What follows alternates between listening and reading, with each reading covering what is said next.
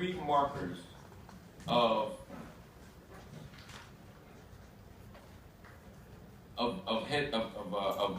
masculinity as it's currently constructed. The first thing is hypermasculinity. What does hypermasculinity mean? Hypermasculinity means is a kind of masculinity that is marked by aggressiveness, by violence,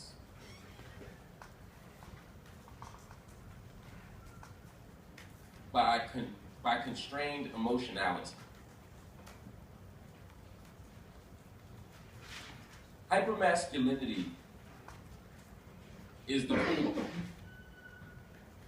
Hypermasculinity is the iceberg. Hypermasculinity is looking tough. Hypermasculinity is not saying I'm sorry. That's other things too. But I'm saying all of this is connected to this project of hypermasculinity. Now this idea of being hypermasculine, right? Because masculinity itself is already bound upon being tough in a way. You know, we say men are tough. Men are survivors, men are hunters, you know, all this stuff we say about men. But hypermasculinity turns that up a notch. So that the normative position we take, our normal day-to-day life, has to be one of aggression, one of stoicness, one of seriousness. I was at the Lincoln Center here in New York not too long ago. I did an event with, it was me and a Common, the rapper Common, and John Legend, and a couple other people were there. I can't remember who. Eric Snow, old former basketball player, Pedro Noguera, a very famous scholar. But anyway, me and John and Common were in the green room, and we were just sitting there drinking water. And John walks up to me and said, you know, I know John and I are cool, so he said, yo, man, do you know Rashid? So I'm Common. And I'd never met Common before. Now, anybody who knew me growing up, I'm one of the world's biggest Common fans, right? The first article I ever, one of the first articles I ever wrote was like a tribute to Common's music. It was right when like Water for Chocolate came out in 2000. I wrote a piece about how I grew up with Common's music, how Common's music changed as I changed, how my own personal development shifted as his personal development. I came into consciousness as he came into consciousness. We made religious changes as he made religious change. I mean, I went through this whole thing. I bought every album. I banged every album. I went to every show. I went to every album release. I was a huge Common fan. And John comes in and says, yo, have you met Common before? And I was like, nah, man. And he said, hey, how you doing? I said, yo, what's up? Good to meet you. And left. We've become cool since, and I've seen him a million times since then, and we talk and all of that. But my first engagement with him was one where I couldn't say to him, yo, dog, yo, I'm a big fan, yo, I appreciate what you're doing. I was like, yo. What's going on, bro? Because to me, somehow, my masculinity would be compromised. You know what I mean? Like, I couldn't just be like, yo, dog, I'm a big fan. I mean, I never be down, like, you know, fall on the floor. But I could have said those things to him. I could have said to him, yo, I appreciate you. But there's no space within there was no space. And I'm talking about, this wasn't that long ago, right? This ain't like that was the old days, now I'm renewed and sanctified and I don't do this no more. This is a couple years ago. Like, I'm telling you, even now I struggle with this. Right? Even now I struggle with this idea of being able to articulate an emotion or a sensibility that is one of vulnerability. Because vulnerability is marked as weakness, and weakness is marked as what? Feminine. And feminine is marked as bad. And bad is marked as the worst thing you want to be. And so ultimately, a notion of misogyny even undergirds the notion of hypermasculinity. Y'all follow that? Yeah.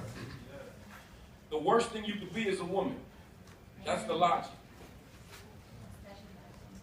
When your homie is doing something that you think is weak, you tell him to stop acting like a bee. Because you don't want him to act like a woman, because the worst thing a man can be is a woman. This is part of hypermasculinity. Hypermasculinity is the narrative that we must use violence to respond to everything.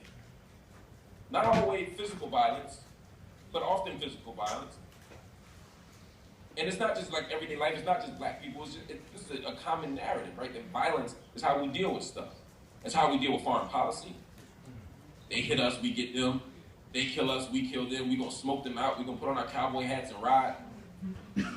I ain't talking about gangster rap, I'm talking about Iraq. Right. You know what I mean? This is how we navigate the world as a collectively. When we think about the proper masculine response is to defend and to hunt. But it's not just in moments of urgency, it becomes our normative response that the only legible emotion we have is anger. That's part of what misogyny, part of what masculinity writ large does, is that it only allows us certain kinds of legible identities. Only certain identities are recognizable. Did you see, how many of y'all watch The Wire? Season, I want to say season 3, might have been season 3. You got, Stringer Bell dies at the end of season 3, right? And after he dies, McNulty's been chasing him. And McNulty, the cop, was trying to find Idris Elba and trying to figure out who he was trying to chase him down. And one day he followed him to this place. He switched cars and he followed him. And Idris Elba was a drug dealer, but he was also going to college. And McNulty was racking his brain trying to figure out what this dude was doing at the college. It took him forever to realize he was just taking an economics course. So he could be a better drug dealer, no doubt. But still, he was using his mind, not legible. At the end of the course, at the end of the time he dies, McNulty finally goes into his apartment with a search warrant, and he looks around and he sees nice furniture and he sees a book. He pulls the book off the shelf and it says The Wealth of Nations on it. He said, who the fuck have I been chasing all this time? He literally didn't have a vocabulary or a template in his mind for who Idris Elba's character could be. Because it's not who he thought he was or what he thought he could be. You look at Omar from The Wire. Omar was a same-gender loving man. He was the toughest dude on the block. He was a gangster. He was sticking up the drug dealers. He was sticking up the stick-up boys. He wasn't scared of nobody, but he was same-gender loving. We didn't have a language or a vocabulary. That wasn't a legible masculinity for him. We can't wrap our minds around what that would mean. It's not legible. When Jay-Z makes Kingdom Come, and, you know, he's not rapping about dope dealing no more. And, you know, everybody says, oh, that's his worst album, or that's one of his worst albums. Kingdom Come was trash. Kingdom Come was whack. I hear you. But it's also interesting to think about that album as being the moment where Jay-Z defies the logic of hip-hop masculinity. Jay-Z's not rapping about dope no more. And why should he? He ain't sold dope. If he ever sold dope, he ain't sold in the last 20 years. He's rapping about seeing the world. He's rapping about looking somewhere else. He's making commercials for computers. My passport says Sean. A nigga with a passport.